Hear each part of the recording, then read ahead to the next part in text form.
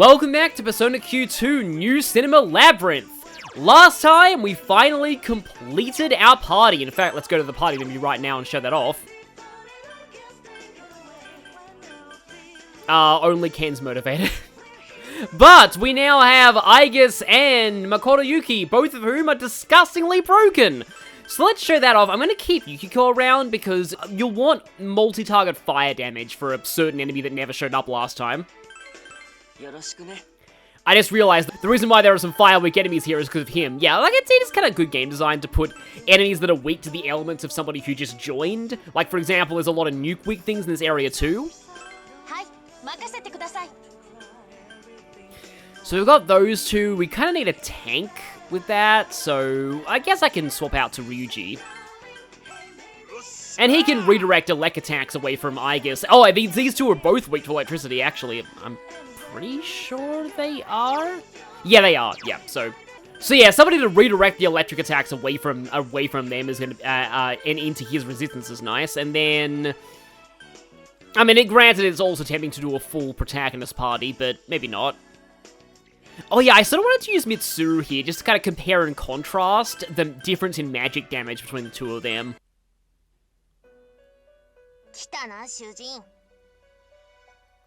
Okay, yeah, we've got another poem this time.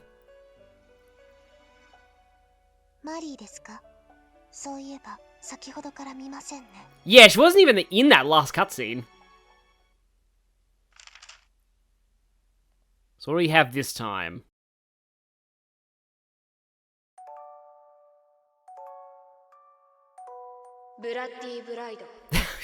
Yes. あんたに似合いの女？バカ言わないで。このベールは誰にも剥がさせない。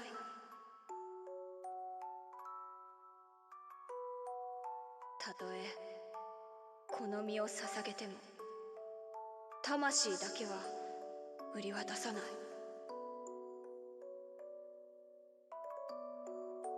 勘違いしないでよ。これは契約。私は運命に翻弄された呪われた花嫁。あんたに永遠を呪いの印を。It's guilty kiss.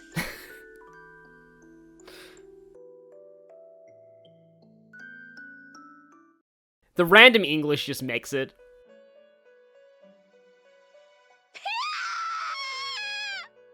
I remember, like the first time this happened, a lot of people in the comments were, like, genuinely startled by Marie's scream.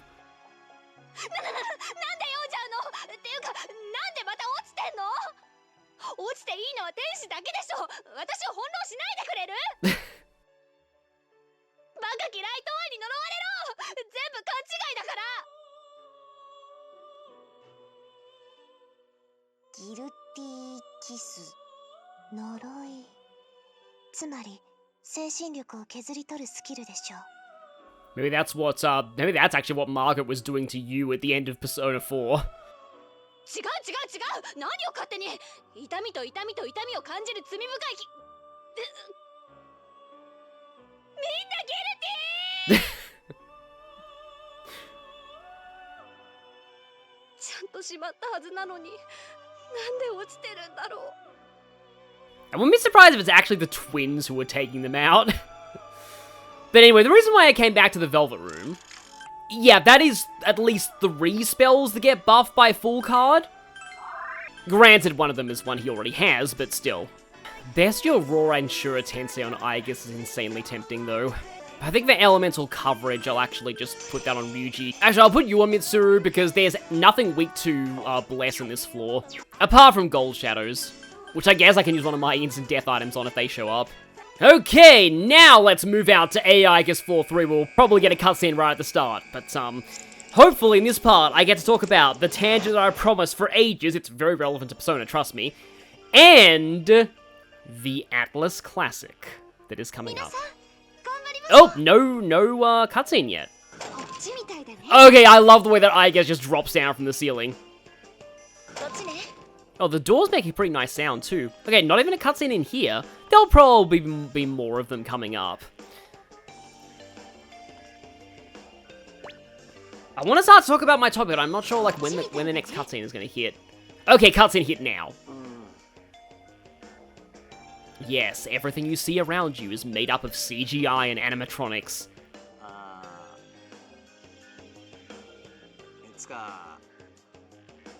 Yeah, like, we've got this whole, you know, alternate universes, multiverse thing.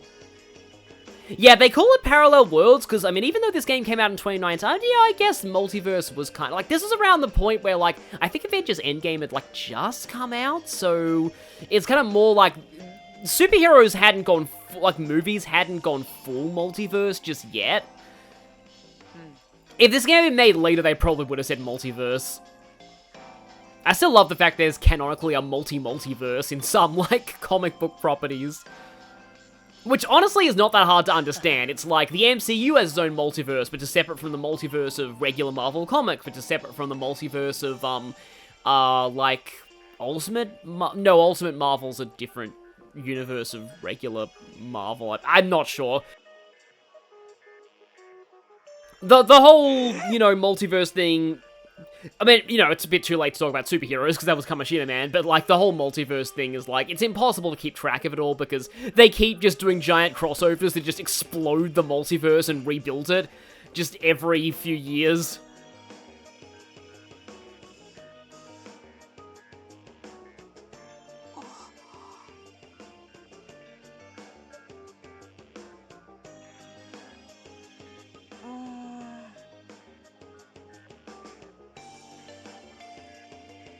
It's because, again, you are from, like, there's an alternate timeline where you were exactly the same, but the only difference is that she exists.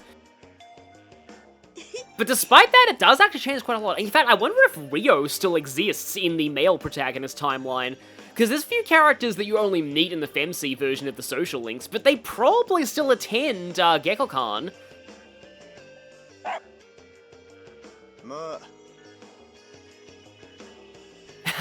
Oh wow, Shinjiro, if only you knew how literal that would be. We were all saved in different ways by Kotone being with us. Said by Shinjiro, oh boy.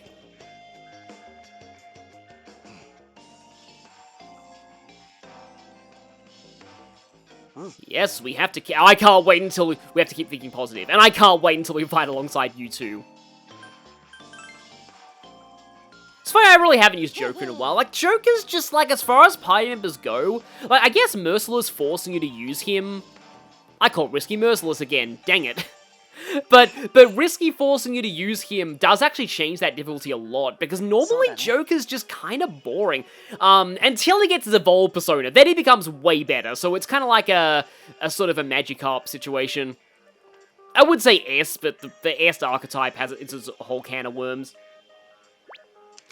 So, now that we have everyone, it's the perfect time to talk about this whole tangent, and that is, I recently did a thought experiment when I was chatting with a, actually, it was actually when I was talking with my girlfriend, actually. So, we were talking about, like, the various parties of Persona, and I kind of came to one very interesting realization.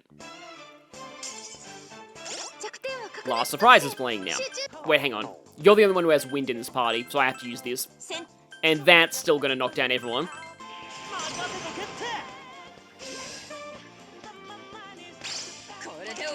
Okay, so here is Mitsuru, using a weakness on an enemy. 194 damage.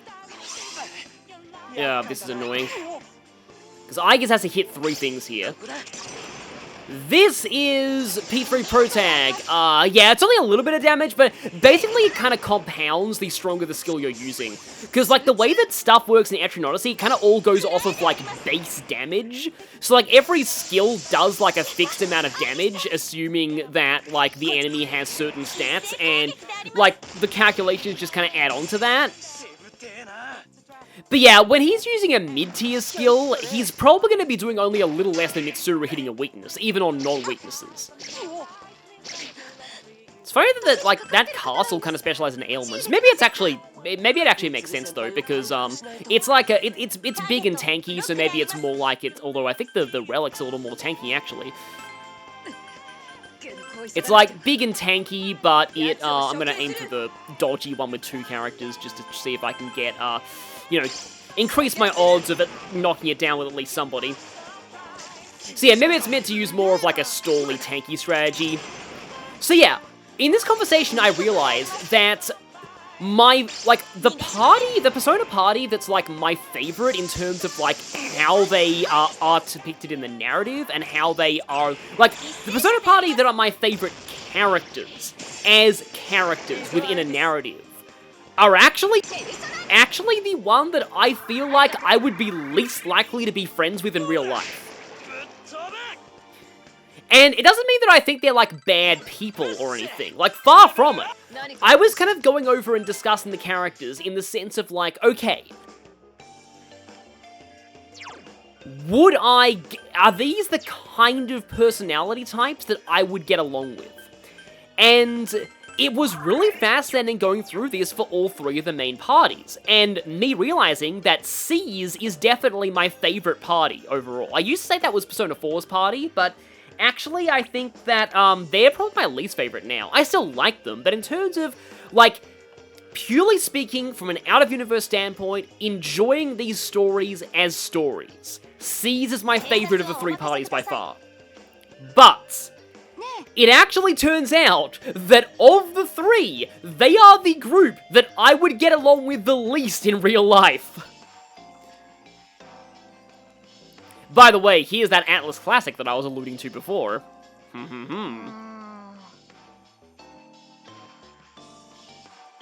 Yes.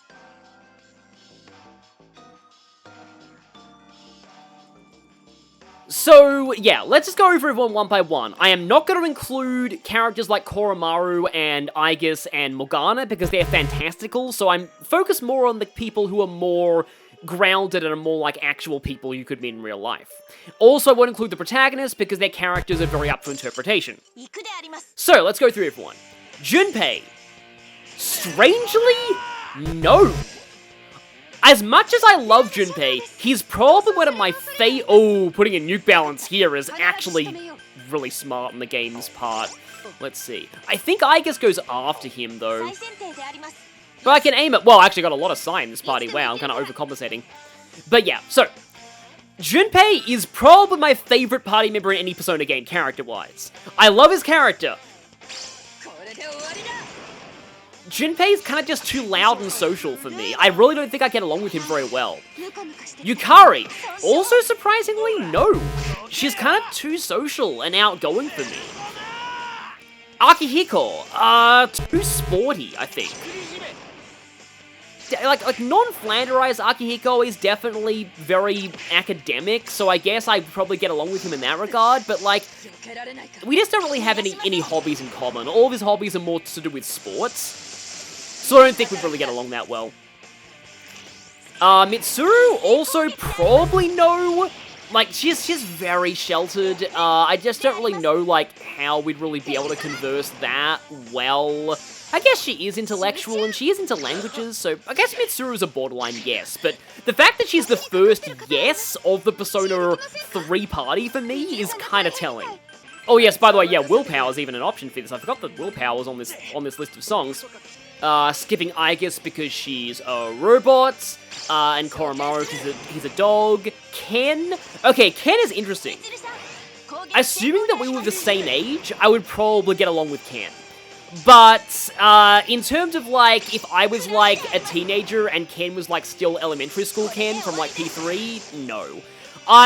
When I was a teenager in high school, like, what else would you be?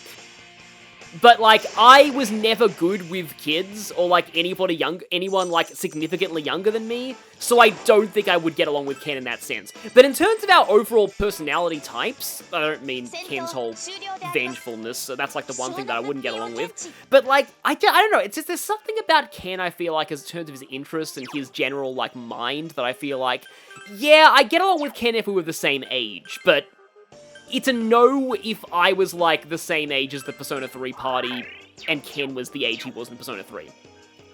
And then Shinjiro's a definite no, sorry. Delinquents are really not my thing. I just, again, like, nothing against that or anything. I'm still, like, these are all good people. It's just, like, I don't particularly get along with that kind of personality type, so definitely no on Shinjiro.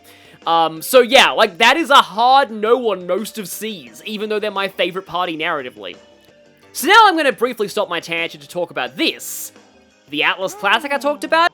Guess what it is? It's time! You know 'em, you love 'em! Say it with me, folks! It's Teleport Maze time! Yeah. I think this is the only time Atlas has done this in a Persona game. Like, they love it in Shin Megami Tensei, but as far as I remember, this is the only Persona dungeon to do this. And this is classic Atlas Teleporter Maze, too. Like, it is full-on classic Teleport Maze. So the way that I like to do this is I like to mark these tiles in a certain color. And then when I step on them, I mark my destination tile in the same color. So that way I know where these teleporters start and end. And all you fans in air quotes of Teleport Maze who are playing along will probably be glad to know that I have a map of this area in advance so I know where all the teleporters lead to. So let's just step on this tile. So, I'm going to mark this one. The top row is a little hard to see, so I'm going to go for the bottom row's colors in order. So, let's start with yellow.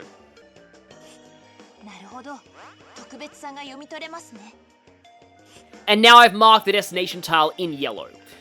So yeah, the teleporters always have the same destinations. It's not like they're like random teleporters or anything. But yeah, this is very much like Sabrina's Human Pokemon is similar. If you have had the misfortune of playing YHVH's universe in Shin Megami Tensei 4 Apocalypse, it's very similar to that, but like not quite.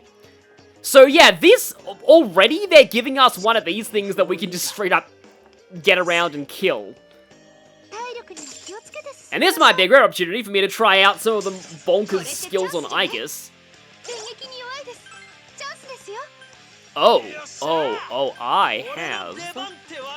I have a turn to, like, buff and stuff. Which means... Okay, yeah, she's the linker. I'm gonna Orgia mode her right now.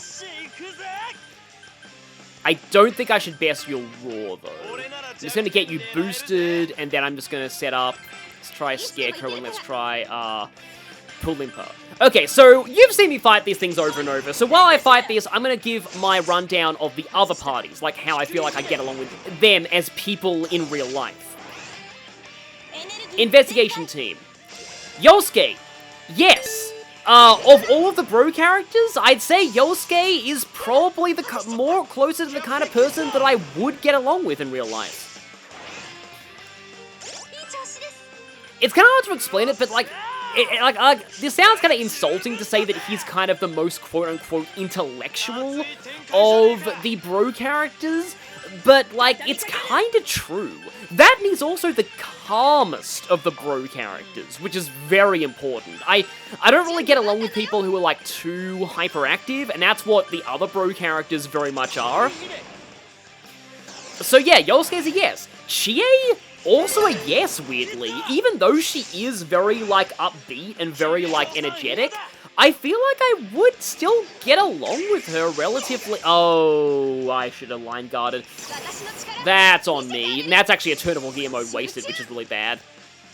At the very least, though, I can show how Orgia mode stacks with, I am pretty sure as well that Orgia mode doesn't stack with, like, can't be extended by Encore. I could be wrong about that, but I want to say it can't be extended with Encore. But yeah, now that you're panicked, don't need to worry about, any pesky knockdowns getting in my way. So yeah, like, it's really hard for me to describe, but I feel like, Chie is the kind of person I can see myself getting along with. I'm not really, like, again, like, hard to describe, but yeah. I guess I can do Kanji now that he just showed up. Kanji, like, I would say no, because again, he's that delinquent type, but the thing is, he's artistic. And I am a pretty arts-oriented person in real life, like with both my videos and with, I write, I draw, I paint models, and I think I could actually relate to kanji in that way, so maybe kanji's a yes. Yukiko, I'm not really sure, maybe, I'd say maybe no, but the fact that it's a maybe is still kind of says a lot. There's not really a whole lot that I can really say about Yukiko exactly, but I mean, I guess her sense of humor is maybe a little weird for me, but other than that, I think maybe I could kind of get along with her. Already said kanji. Risei, this may surprise you, no. Again, Risei is just too hyper and just too extroverted. We're skipping Teddy because he's, you know, fantastical, so, Naoto, it's cliche, but yes. We both like mysteries, we both are relatively intellectual, I'd say. I think I'd probably get along with Naoto okay. It's like a borderline yes, but it is probably, it is mostly like a yes. I think Mitsuru's the fastest out of all the boosted people here. Oh yeah, no, I guess it's still overheated, but this thing's gonna die soon anyway. Yeah, I should have line guarded, then I wouldn't have wasted a turn of the overheat. But you see how much extra damage the Lynx did with the, like, with the Ogia mode? Because she was getting the, like, the damage was being boosted not just for the initial hit, but also for the Link follow-ups as well. Like, everything is doubled. And that's before you factor in other things like Dragon Cry, Shura Tensei. If I had more, like, Link passives, I'd probably put, like, Shura Tensei on, Aegis as well. More Link passives on Berserker, I mean. Can I actually do that? Sorry to interrupt my tangent, but I just want to look up the Persona Compendium. Oh, well, Double Link is the inheritance ability for Yuki Joryo. I can do that. Oh yeah, actually, it is very important that you level up Yuki Joryo, so I should probably explain why I'm doing this. Yuki Joryo gets Double Link. Also, Double Link is its blank card transfer ability. So yeah, I can put Double Link on Berserker. Like, I specifically made the effort to grind up for that, so I should make use of it. So anyway, like, you can see, the majority of the Persona 4 party is like a yes for who I get along with in real life, even though they are my least favorite party narratively. And you can't see us, because I killed your spotter. So now the Phantom Thieves. Ryuji, hard no. Ryuji's just way too loud, so yeah, no. An... Yes, I feel like An is the kind of person who a lot of people could get along with. Like, of all of, like, the girls in the Persona party, she's one of the most grounded in my mind.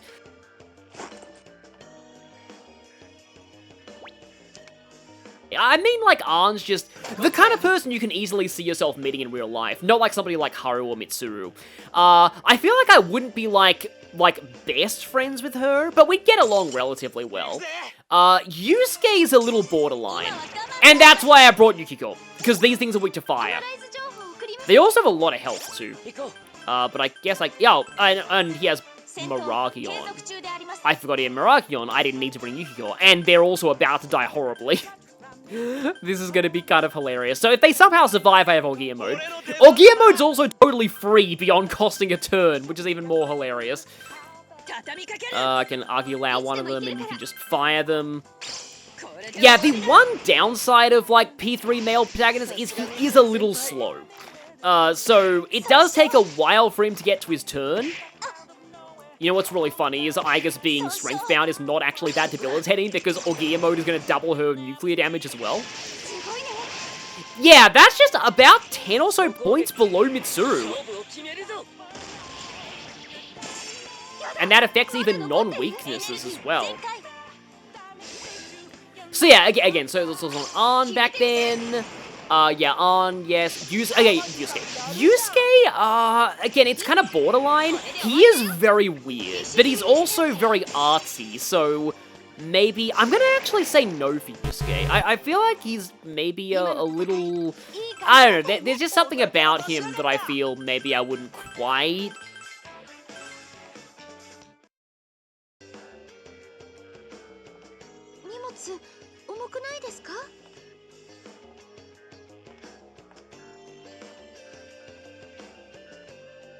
Okay, so this teleporter will be green.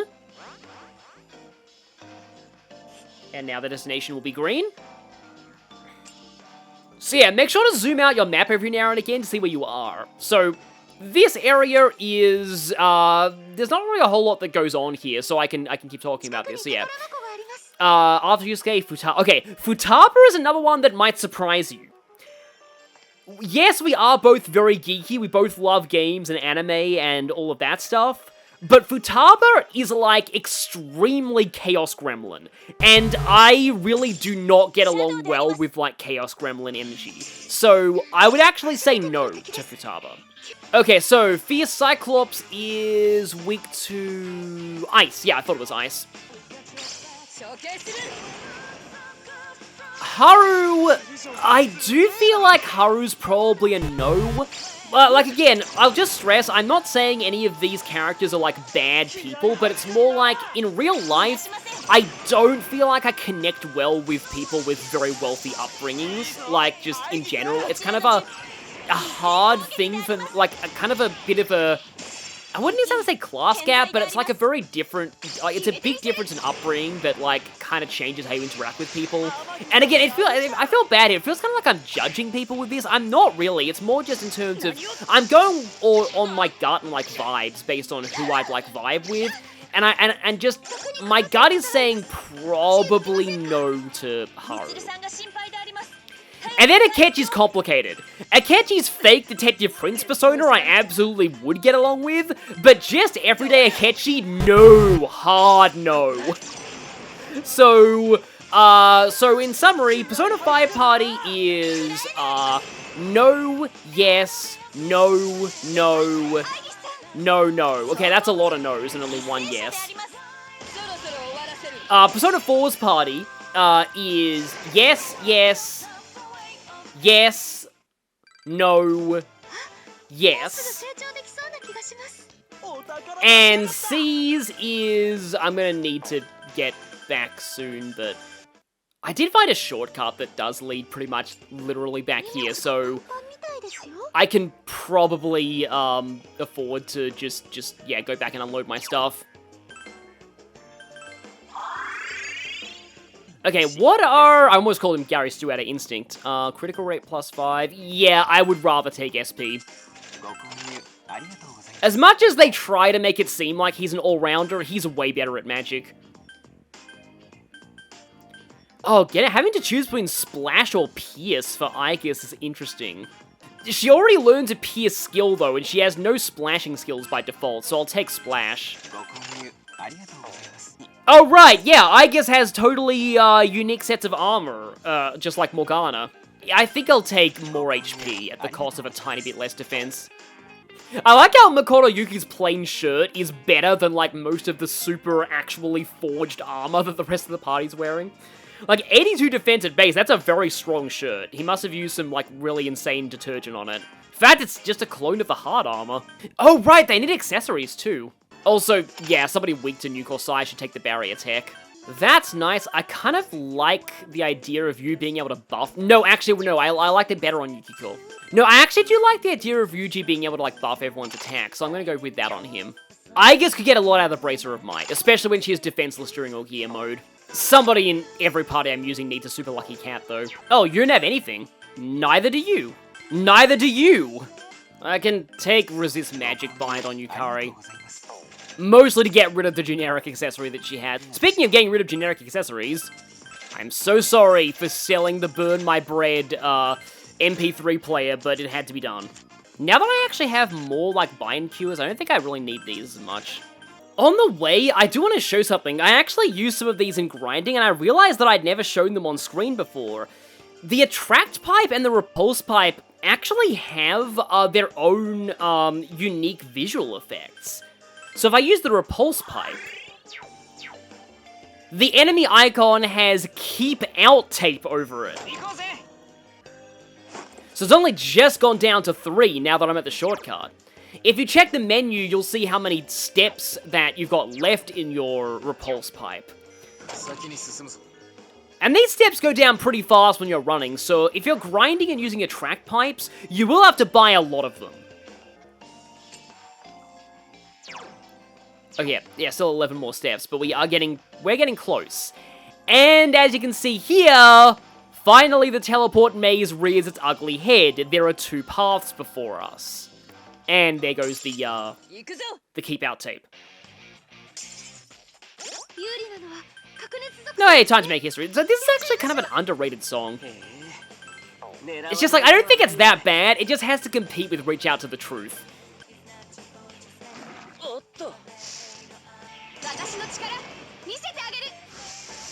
Aha! You have been counter-poisoned! Also, there's Warrior Song, but it's not like it really has any unique animation. This is a downside of, like, not seeing your own party. Buffs just effectively have no animation in this game, because it's all first person.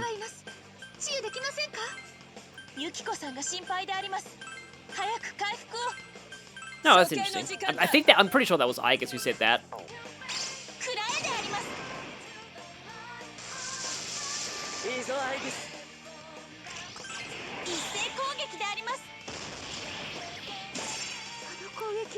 Yeah, her saying things like "de arimasu," it's just, yeah, she speaks very politely. I had a feeling Ryuji would finish it off. He's been doing that a lot lately. So, because this floor is kind of just the introduction to teleport mazes, this choice here is not that complicated. You want to take the top one first, because it just leads to a dead end with a chest. Just this little 3x3 room in here.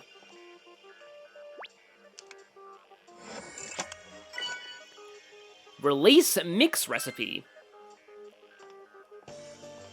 Just being reminded of how, like, these, I don't feel like I'm actually not getting a whole ton out of the free space here. Like, I'm just so quick at pulling out the icons normally that I don't feel like I need it that much.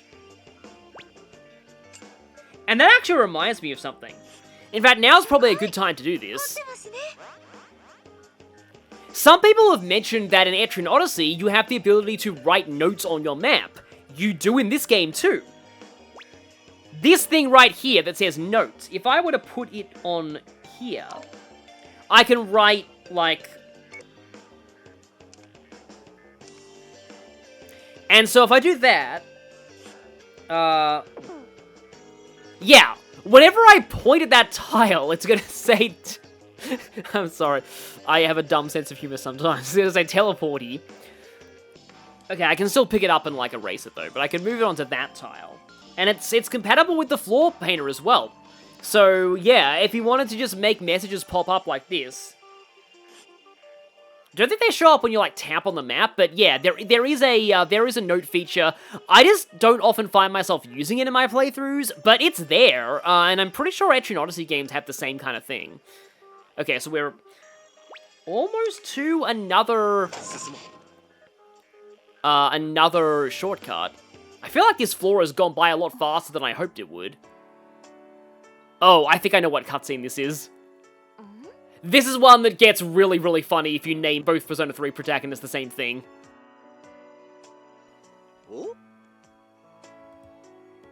This is a nice song, though.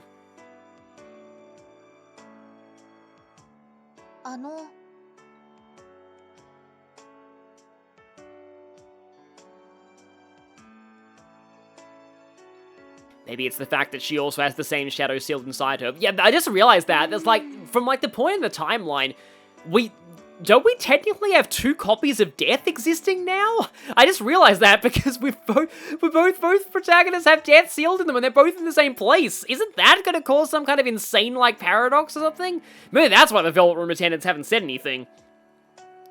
Or maybe it's so that they wouldn't be able they think the world wouldn't be ready to handle the sheer Riz power of 2 Ryojis at the same time.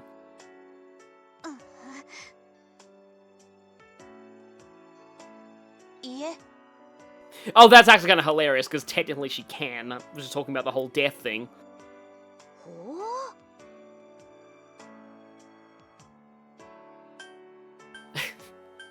I mean, this one's pretty much a requisite for being a Persona user in general.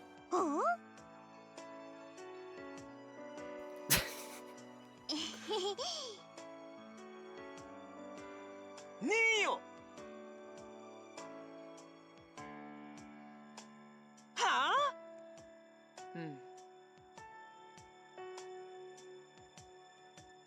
Yeah, that's probably something to do with the plume of dusk in her. はい。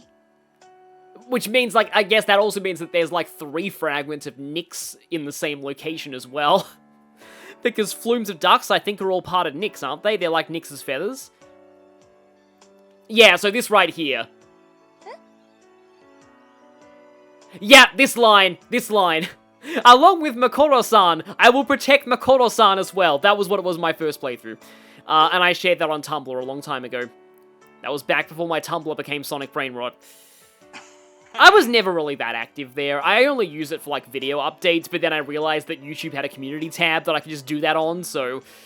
yeah. But I posted the occasional things there back in the day. I have some interesting old Fire Emblem opinions on there if you want to look at them. Like, I sometimes go back and look at it and see how things have like, changed. Because, like, sometimes opinions do change. I once did a thing where, like, there was, like, a whole, like, you know, video game opinions challenge, and I went back and actually redid that on my YouTube community tab, just to see if some of my opinions had changed, and probably the funniest, in my opinion, was the fact that worst video game villain for me, both then and now, is still Hans and Iago from Fire Emblem Fates. I don't think anything is going to top that, actually. Oh, okay, yeah, speaking of Femc, this is, Femc route, battle theme. Yeah, wiping all out is not, like, my favorite battle theme. Also, there's Ryuji's signature skill working. Death Counter's a lot better when there are links, but I prefer Death Chaser. I like the chorus, but as far as Femc songs go, I much prefer Danger Zone. Have I actually told the story of when I first experienced Danger Zone in a video yet? Again, like, it's just... when long games like this, and I've kind of taken a break from recording recently, you often kind of forget what you said. Makoto Yuki does sound very, like, kind of more angry than I expect of him in battle, because he's just... his whole thing is just being calm all the time. Oh, hi, Omitsumu. I feel like I often get you confused with other personas, like Okuninushi, I think. And yeah. Oh, I probably should be giving Yukiko the trendy shirt, because she's behind everyone by 1 level, technically. Well, because, like I say technically, because she's not right now, but she will be soon. Because Mitsuru is about to go to level 34. And so, we continue on into the Warp Maze. Haven't seen any FOEs around. I should not have said that. Never say that. Oh, I haven't seen any FOEs! And then immediately an FOE just grabs you. Oh, right, you're the one who ironically really doesn't like fire. And now, finally, Aegis is using her single target. Oh, you know what? I'm gonna aim both of them at you just because, oh, wow, that tank is gonna have a really bad day. See, I just want to show this off, like, Mitsuru on weakness. 300 yeah, so this thing takes, like, I think, like, about, like, over 200% damage from fire. Oh, hey, new one.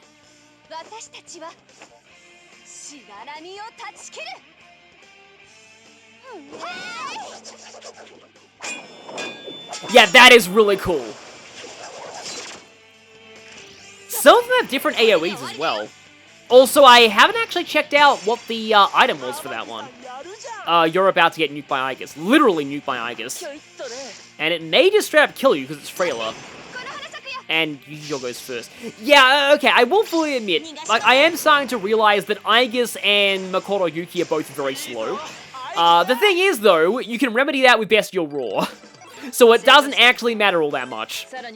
Or at least doesn't matter as much as you'd think. It's just that I don't really have, like, the extra link skills on my Bestial. I should probably do that the next time I'm back at base. Buy back Yuki Joryo and do that, I mean. Ah, this is why I wanted to progress a little further in the floor.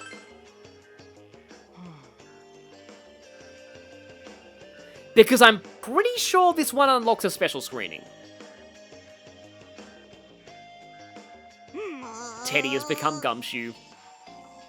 I was about to say something about Gumshoe in Investigations 2, but that's a spoiler. Not a spoiler for a mystery, but a spoiler for a plot development. A most surprising plot development. Oh no, don't turn Junes into Okumura Foods. Or, like, Amazon, I guess.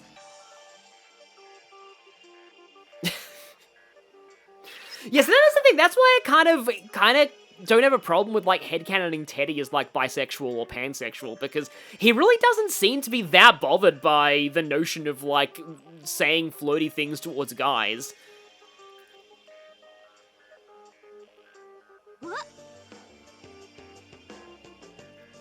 I used to be interested in AI, like, when I did a whole university course on it, actually, and it's probably horribly outdated now, because this was, like, the pre, AI.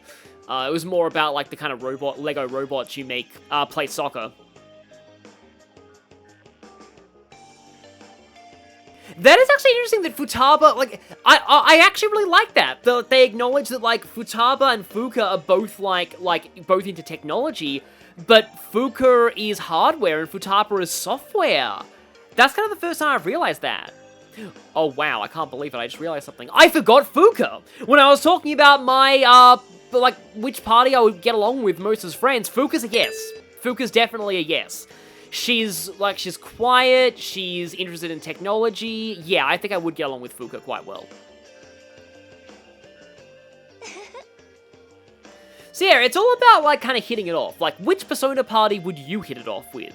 And yeah, the answer surprised me. For me, it was Persona 4's party, whereas, it actually looks like Persona 5's is the one. Oh, I forgot Makoto, too. Wow, I knew I was forgetting somebody. Good thing she's on screen now, and I can mention this. So, Makoto...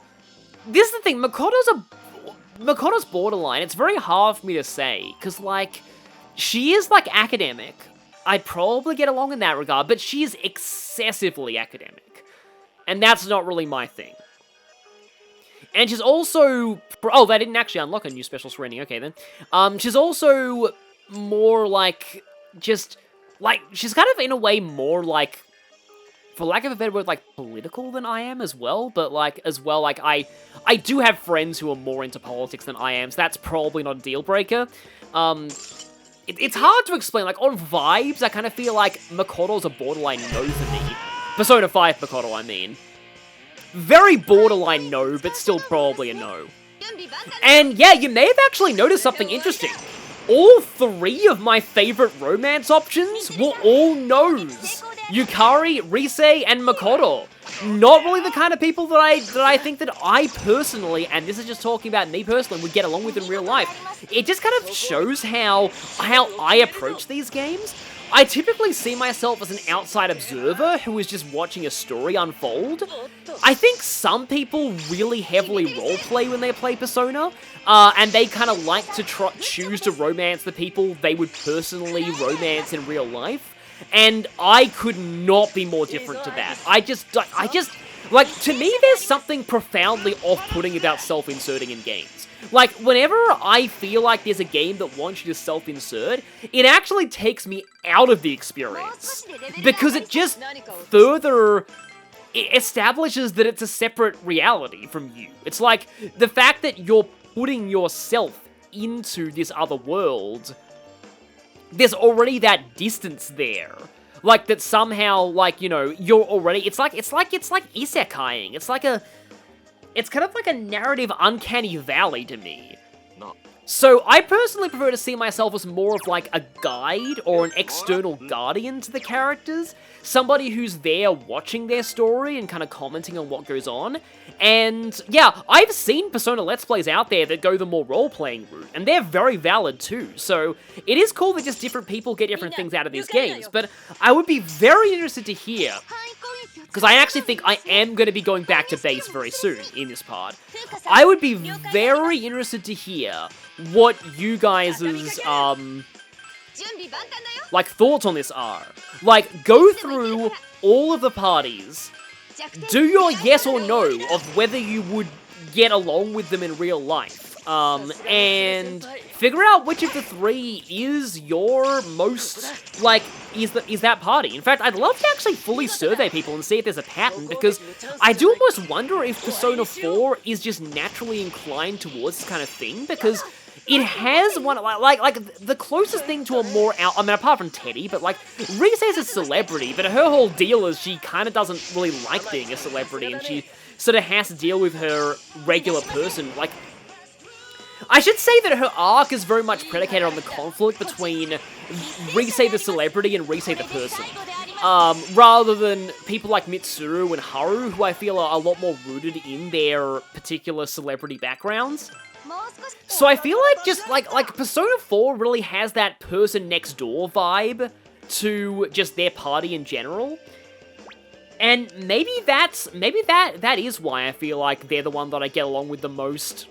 Okay, and in fact, on that note, I think I'm going to leave it there because, that shortcut, it's going to be a long time. That shortcut is right before the stairs. That's the last one of this floor. So, I will see you all next time for...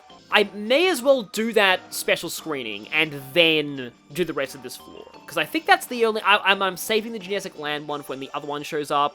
So yes, I'll do that and then do the rest of this floor. See you all then.